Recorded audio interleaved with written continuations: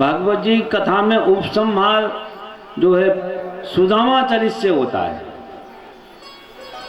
भागवत जी की कथा में उपसंहार सुदामा चरित से होता है सज्जनों। और ये नर्मदा पुराण में उपसंहार सत्यनारायण की कथा से होता है। जय जय सीता राम। देखो दुनिया में सत्यनारायण कथा सब लोग बाँचते, आपने सबने खूब सुनी है। हर चीज में बिना सत्यनारायण के तो कोई काम होता नहीं। पर आप ये बताओ सत्यनारायण की कथा है कौन से उसमें? बहुत कम लोग जानते हैं आखिर किस पुराण में है ये सत्यनारायण की कथा। तो ये नर्मदा पुराण में ही है। नर्मदा पुराण का 109वां अध्याय है, वो सत्यनारायण की कथा से सुशोभित है। और सत्यनारायण की कथा पे ही नर्मदा पुराण का विश्राम होता है। बोलो सत्यनारायण भगवान की जय। आइए बड़े भक्ति भाव से सत्यनारायण भगवान की कथा के साथ नर्मदा पुराण का विश्राम करें। सूत जी सुनाते हैं शौनक आदि ऋषियों से कि ऋषिवर एक बात बताओ, मैं कलयुग की बात आपसे पूछता हूं। हे शौनक जी, यही बात नारद जी ने पूछी है साक्षात भगवान से, वो ही मैं आपको सुना रहा हूं। कि क्या पूछी नारद जी ने, क्यों पूछी, क्या बात है? बोले क्या था, एक बार नारद जी कलयुग में निकल गए घूमने।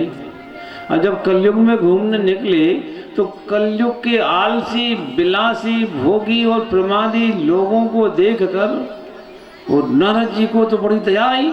ये तो बीबीआई की तरह तरह के पाप खोज खोज के करते हैं। ऐसे कलयुग के महान पापी बीबीआई कोटे के पापी, हे भगवान।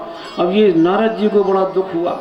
उन्होंने कहा महाराज, बड़े दुख से व्याकुल होकर सीधे भगवान के पास जाकर कहते हैं, प्रभु इन पापियों का क्या होगा? कलयुग में तो बहुत बड़े बड़े पापी हैं, मैंने आंखों से देखा है। नारायण महाराज मुस्कुराते हैं, देखो उसका नाम ही कलयुग है। कलयुग के बाद तो दुनिया खत्म होना ही है। पाप ज्यादा बढ़ता है तो दुनिया खत्म होना ही है। तो परंतु महाराज मैं साधु हूँ, मैं आपसे ये प्रार्थना करता हूँ, क्या कलयुग के पापियों के पाप का उद्धार का कोई ऐसा व्रत बताओ जो बहुत कम समय में कलयुग के आदमी की मनोकामना पूरी हो जाए और वो सुखी हो जाए और आप उस पर प्रसन्न भी हो जाएं और उसकी सद्गति हो जाए और वो बढ़िया अच्छा आनंद से जिए और मर के आपके पास आए। ऐसा कोई व्रत हो तो बताओ। नारायण महाराज मुस्कुरा के और देवर्षि नारद जी की प्रार्थना से उन्हें एक व्रत बताते हैं। उस व्रत का नाम है सत्यनारायण व्रत। सज्जनों, वो व्रत बड़ा विचित्र प्रकार का है। और व्रत तो ऐसे होते हैं कि उनमें भूखे मरो, चुपचाप अकेले करो। पर ये सत्यनारायण का व्रत एक ऐसा व्रत है कि इसमें हमारा क्षमा माल पानी बनना चाहिए। सत्यनारायण के व्रत में और पूरे परिवार को न्योता देना चाहिए, आसपास ब्राह्मणों को भी न्योता देना चाहिए। और इसमें जो है सत्यनारायण भगवान की साया काल में पूजा करना चाहिए। धूप दीप जो भी हो, चना आटा जो भी सेंक के और शुद्ध घी में वो सत्यनारायण का जो भी बनता है। पर इसमें सबसे बड़ी बात है कि पूरा कुटुंब के लोगों को, आसपास के ब्राह्मणों को और भी सबको बुला के सबका न्योता देकर वो कथा बाँच के विधिवत पूजन करा के और अच्छा बढ़िया स्वादिष्ट भोजन सबको कराए और ब्राह्मणों को बढ़िया दक्षिणा देकर प्रसन्न होकर उनसे आशीर्वाद ले ले। तो उस सत्यनारायण के व्रत के प्रभाव से इंसान की मनोरथ पूरे हो जाते हैं। तो अब ये कथा, अब बोले महाराज सबसे पहले ये बताओ ये किसने किया? बोले राजन ये चारों वर्णों के लिए है, ब्राह्मण भी हो, क्षत्रिय भी हो, वैश्य भी हो, शूद्र भी हो, कोई भी XYZ कोई भी इस व्रत को कर सकता है। और इस व्रत को सबसे पहले तो एक ब्राह्मण देवता से शुरुआत होती है। एक ब्राह्मण देवता थे वो ब्राह्मण देवता बहुत अपने नित्य नियम कर्म कांड में रहते थे, पर उनकी दरिद्रता खत्म नहीं हो रही थी, गरीबी खत्म नहीं हो रही थी। बहुत लंबा समय बीत गया, गरीबी खत्म ना हुई उनकी। तो सत्यनारायण भगवान खुद एक वृद्ध ब्राह्मण का वेश बना के आए और उस ब्राह्मण से पूछा, अरे ब्राह्मण देव कैसे हो? बोले महाराज सब ठीक है, आपके आशीर्वाद से ब्राह्मणों की भगवान की कृपा ये है, सब ठीक चल रहा है, परंतु क्या करें, गरीबी खत्म नहीं हुई मेरी। उन्होंने कहा आप सत्यनारायण व्रत की कथा करो। तो महाराज ये सत्यनारायण व्रत की कथा कैसी होती है, क्या होती है, ये सब उन्होंने बताया। बूढ़े ब्राह्मण ने बताया। तो उन ब्राह्मण देवताओं ने सुना और उन्होंने वैसा ही किया। सज्जनों, उनके वैसा करने से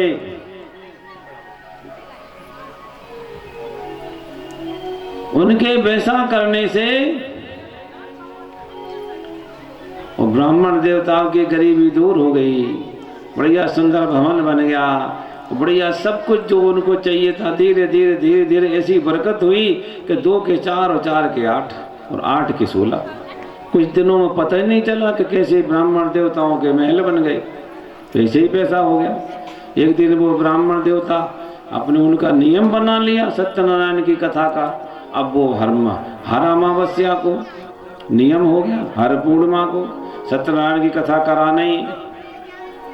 सज्जनों, उन्होंने एक बार कथा कर रहे थे तो एक लकड़हारा था, वो बेचारा इतना गरीब था, वो कुछ भी नहीं था जीवन में, लकड़ी काट के लाता था, बस उसी से काम, रोटी दानी। वो एक बार लकड़ी का गट्ठर लेकर आया। सजनों, वो लकड़ी का गट्ठर लेके आया, उसे जोर की प्यास लगी। उसने क्या किया, वो लकड़ी का गट्ठर उठा के पंडित जी की घर के पास में पटक दिया और सोचा पंडित जी मेरे पहचान के हैं, जाऊं इनके घर में कुछ पीने को पानी मिल जाएगा, बड़ी जोर की प्यास लगी। वो गया अंदर जल पीने, तो देखा वहाँ सत्यनारायण की कथा हो रही, तो बैठ गया, बैठ के कथा सुन ली उसने, और पंडित जी से सुन ली और कथा में उसे सब समझ लिया। वो समझ के मन ही मन में कह दिया, अब कल तो मेरे पास जो भी लकड़ी की कमाई आएगी, कम या ज़्यादा, उससे मैं सत्यनारायण की कथा करूँगा। संकल्प ले लिया। सजनों, संकल्प से ही सत्यनारायण भगवान की कृपा शुरू हो जाती है। संकल्प ले लो, कृपा शुरू, ऐसी बात है ये। संकल्प से काम करना, सत्यनारायण भगवान काम करना शुरू कर देते। अब जैसा उसने संकल्प लिया, उस दिन गया, उसकी लकड़ी उससे और कीमती लकड़ी मिली और उसको बहुत पैसा मिला, पर उसने ईमानदारी से जो संकल्प किया था वो पूरा पैसा सत्यनारायण की कथा में लगा दिया। दूसरे दिन उसको और ऐसे करके कहाँ तो लकड़हारा था, वो कहाँ वो बढ़िया धन्ना सेठ बन गया। और क्या, भगवान को बनाने में टाइम लगता है किसी को। सजनों, भगवान यदि सत्यनारायण भगवान मेहरबान हो जाए तो रोडपति को कब करोड़पति बना दें पता ही नहीं चलेगा, और बड़े बड़े फिर करोड़पतियों को भी कब रोडपति कर दें ये भी पता ही नहीं चलता। देखते जाना इस कथा में कैसे क्या होता है। सजनों, लकड़हारा तो भैया आनंद में हो गया। अब उन्होंने पूछा, महाराज ये चलो ब्राह्मण देवता पर हो गई, लकड़हारा पर भी, और किसी ने इस व्रत किया हो तो आप बताओ। तो उन्होंने एक इतिहास सुनाया, वो इतिहास जरूर सुनिए। सजनों, एक राजा वो व्रत करता था, सत्यनारायण का व्रत, उसके प्रभाव से खूब आगे बढ़ा था। और राजा के घर में एक बार एक बनिया पहुंच गया, उसका नाम था साधु। वो बनिया पहुंचा, उस समय राजा सत्यनारायण की कथा कर रहा था, सुन रहा था। ऐसे मौके पे पहुंचा, ये कथा चल रही थी, ध्यान से सुनना, सत्यनारायण की कथा है ये। जो ध्यान से सुनेगा उसकी महिमा बहुत विलक्षण है। सजनों, सुनने मात्र से आप कथा सुने और बढ़िया मिठाई खाएं, अच्छा भरपेट मनपसंद भोजन करें और नाचे गाएं, बस ये है इसकी विशेषता। सत्यनारायण की कथा पूरी जब होती है, पूरे कुटुंब के बैठ के सुने, अच्छा बढ़िया प्रसाद बनाए, सब लोग मिल बांट के खाएं, ब्राह्मणों को खिलाए, माता पिता के चरण छुए, नारायण विष्णु की पूजन करके और भगवान के भजन गाते समय नाचे कूदे गाएं। अरे इतने में ही हमारे सत्यनारायण भगवान खुश होते हैं। सायंकाल के समय होता है भगवान सत्यनारायण की पूजन।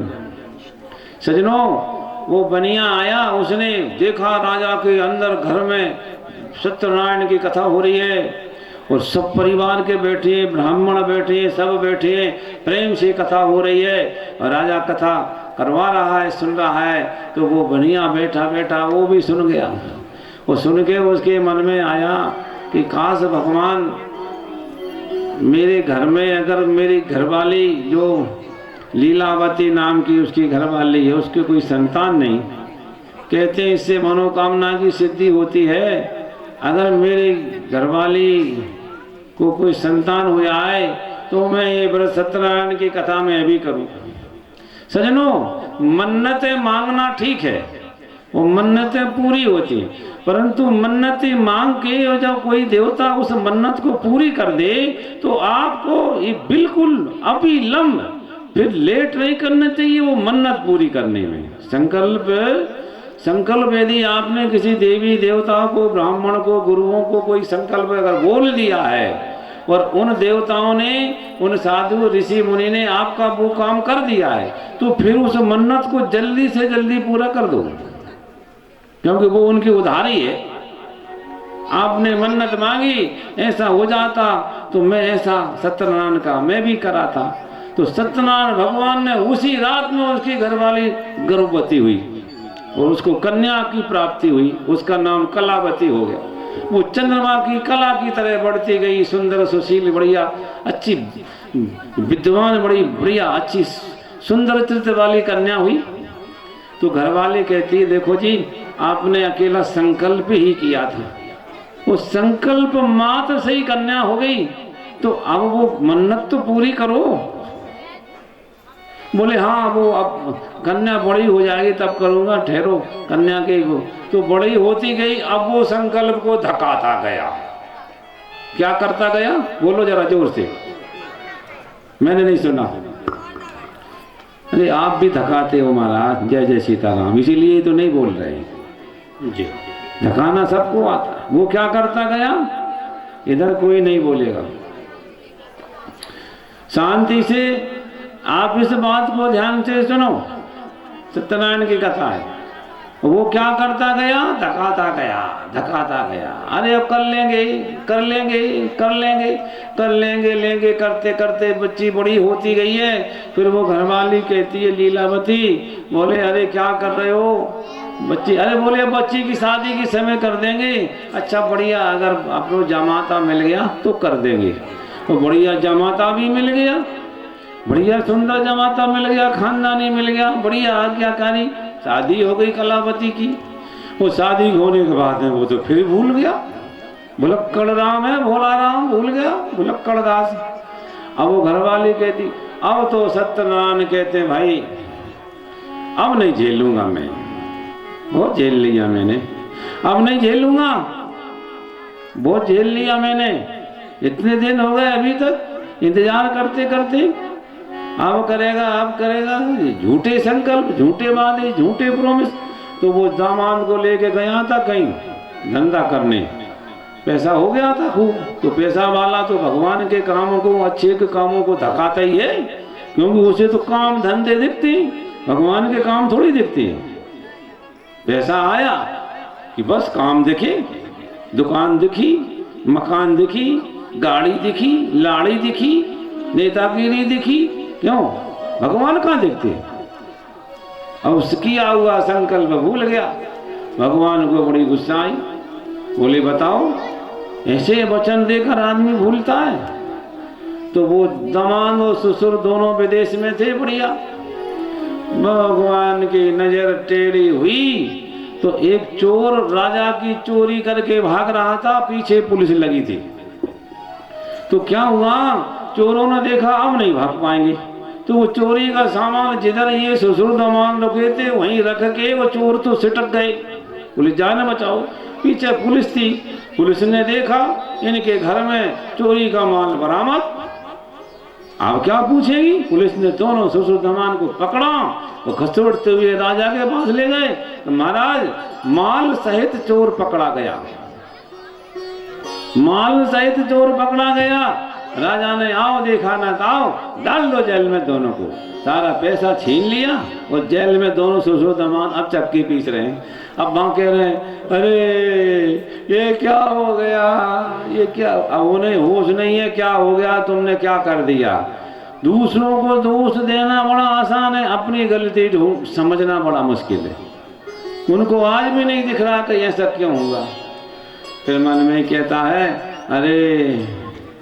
अरे अब कौन जाके मेरी घरवाली को बोले कि मैं जेल हो गई, दोनों ससुर दामाद जेल में। तो अब पश्चाताप करता, अरे हो ना हो, मैंने जो संकल्प दिया था वो मैंने पूरा नहीं किया, वादा किया था, संकल्प दिया था, पूरा नहीं किया, इसलिए देव मुझ पर रूठ गया। उसका नतीजा ये हो गया कि आज हम दोनों ससुर दामाद जेल में। हे भगवान माफ करो। वो जेल में गिड़गिड़ाया तो उधर उसकी क्या है, जो बच्ची थी कलावती नाम की, वो कहीं गई थी कहीं घर परिवार में, वहाँ पर कहीं सत्यनारायण कथा हो रही थी। उसने बैठ के वहाँ सुनी, प्रेम से प्रसाद लिया और इधर जाके माँ को बोला, माँ उसको याद आया, बोले हमारे और तेरे दोनों के, मेरे पति तेरे पिता वो भी गोल है, पता नहीं समाचार है, तेरा भी पति गोल है, मेरा भी पति गोल है, हो ना हो ये सत्यनारायण की ये जो संकल्प दिया था वो पूरा नहीं किया, उसी की बदौलत है। उन्होंने क्या किया साहब, दोनों ने मिलके वो कथा करवा दी और मन्नत मांगी कि हमारे पति सुरक्षित आ जाएं। और सच्चे दिल से की गई सत्यनारायण की व्रत और पूजन तत्काल फल देती है कलयुग में खास तौर पे। तो उस समय महाराज तत्काल राजा को सपना दिया सत्यनारायण भगवान ने, सुन तुमने जिन दो लोगों को जेल में डाल रखा, इसी समय उनको छोड़ और जितना माल लिया था उससे दोगुना उनको माल दे दो और सत्सम्मान बरी करो, और ऐसा नहीं करोगे तो तुम्हारा राज्य भ्रष्ट कर दूंगा। राजा को स्वप्न में ये बात लगी, उसने फट से एकदम घबराया और सवेरे उन दोनों को ससुर दामाद को बुला के हाथ जोड़ के माफी मांगी, तिलक किया और जितना सामान लिया था उससे डबल दे दिया। और सत्सम्मान राजा हाथ जोड़ के माफी मांगता है और विदाई करता है। देखिए सम्मान देने में और लेने में भगवान कितने होशियार हैं, तुरंत दे देते हैं, तुरंत छीन भी लेते हैं महाराज। बोलो सत्यनारायण भगवान की जय। अब ये दोनों सामान लेके चले तो नदी में समुद्र में जा रहे हैं, तो सामान रखा हुआ है भरपूरा सामान रखा हुआ है। और इधर सत्यनारायण भगवान ने परीक्षा ली कि अब मैं देखूं इन पर इतनी कृपा की है, इनको इतना आशीर्वाद दिया है, थोड़ा इनको टटोलूं कि इनका क्या भाव है।